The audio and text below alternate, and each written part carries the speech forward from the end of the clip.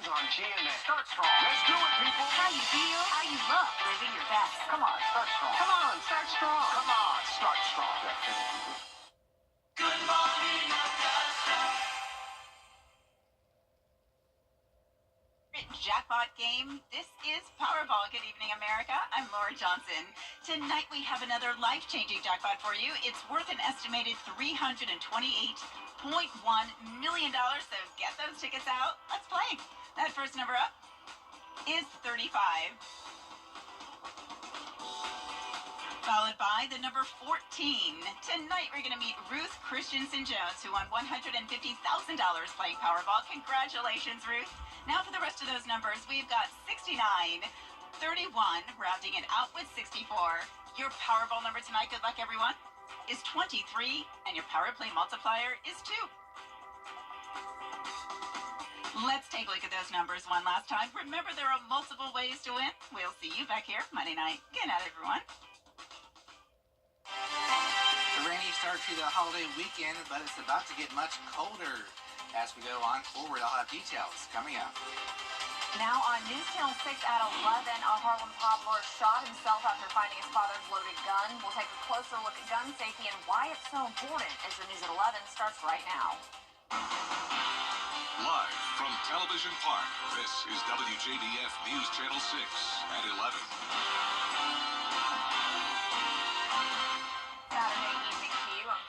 Thank you so much for joining us. Our coverage you can count on begins with a first look at our forecast with meteorologist Miller Hyatt. Miller? Kim, it is a rainy start to the holiday weekend, like I just mentioned here. Some snowfall, so we're watching that very closely, and I'll have all those details coming up. Kim? All right, Miller, thank you so much. And when those temperatures drop, be mindful of your furry family members. If you're feeling the effects of the dropping temperatures, there's a good chance your pets are too. One way to combat the cold is to suit up. Keep your pet warm on walks by getting them their own jacket and some booties to keep their paws safe from frostbite. Even if you don't have a pet, be on the lookout for any stray animals that may hide near the engine of your car. If you've got a dog that's really built for snow and cold weather, it probably doesn't need the same kind of jacket as a short-haired, smaller dog. Once the temperature hits 20 degrees or less, then you have to start worrying about the same things humans can encounter, which is frostbite, hypothermia. According to the American Red Cross, your pet may have hypothermia if they show these symptoms: whining and shivering, moving slower or not at all, and looking for a warm place to burrow. And speaking about space heaters, first responders are wanting to make sure people are educated on preventing house fires. Space heaters are great in the winter, but they can be harmful if you use them wrong. Experts say to make sure your heater is put on a hard surface in a spot at least 3 feet away from other objects. It should be far away from blankets, curtains, and furniture. And also make sure it can't be tipped over easily. They do wear out. They are using electrical equipment.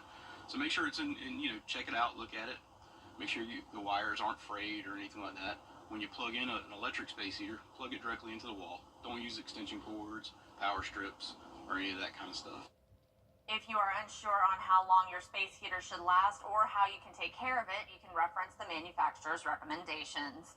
A toddler is recovering after accidentally shooting himself with his father's gun. Isabella Moody talked to people about the correct way to handle a gun in your home if you choose to have one. According to the Harlem Police Department, a 3-year-old in Harlem found a gun in his father's bedroom and shot himself in the shoulder. The father, Spencer Johnson, a firefighter at Augusta Fire and EMA, was arrested for cruelty to children in the 2nd degree.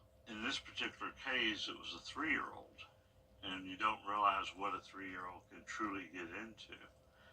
And I feel terrible for the family, because there's no way in the world they would have thought themselves to be reckless in this matter.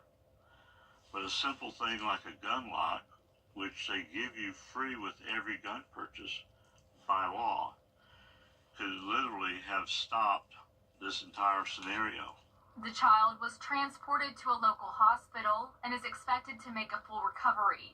It is important to take extra safety measures so a gun does not get into the hands of a child.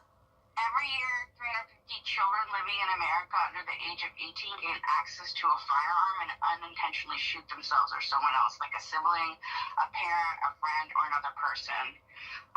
We all need to be worrying about this. It's whether it's your gun or not. There are many ways to secure your gun safely, like using a gun lock or a gun case or safe to keep the gun away from your child. If you put a lockable gun case and put the firearm, loaded or not, into the gun case, where the firearm is not accessible nor can the child see it, it takes the image away from the child and it takes the curiosity away from Guns are the #1 killer of children, so it's our responsibility as adults to keep our children and the children in our community safe. That's why it's so crucial that we have secure storage in our homes. Guns can be dangerous weapons and need to be taken seriously, especially with children in the home. If you're reckless about the way that you store them or have them in your house, injuries can happen. In Augusta, Isabella Moody, WJBF News Channel 6. The Richmond County Sheriff's Office is issuing a warning about a phone scam targeting our community. Scammers are using sophisticated tactics, including spoofing phone numbers to appear as if they're calling from the Sheriff's Office and court services. Scammers are demanding payment for services including release from detention, electronic monitoring, and other fabricated fees. The official Sheriff's Office line was spoofed during the scams, lending credibility to fake calls. Here are some tips to prevent being scammed. The Sheriff's Office will never demand payment over the phone. Always verify calls directly. If the call seems suspicious, hang up immediately and contact the agency. Be cautious with payments. If you suspect a scam, contact your local authorities. Georgia reporting its first confirmed case of highly pathogenic bird flu in a commercial poultry farm. According to Georgia Agriculture Commissioner Tyler Harper, the infected farm was in Elbert County. The farm had more than 45,000 birds. As a result, all poultry operations within 6 miles are quarantined for 2 weeks. Commissioner Harper says bird flu is a serious threat to the agriculture economy, as the poultry industry makes up over a third of the state's agriculture economy. So anything that threatens that is critical, and HPAI is definitely that threat, and which is why we take biosecurity measures. We take them seriously. Companies and industry, as well as farm families, have implemented significant biosecurity protocols, from hand washes to dips to appropriate PPE, among other things. The state has also suspended all poultry exhibitions, shows, swaps, and sales at flea markets or auction markets statewide.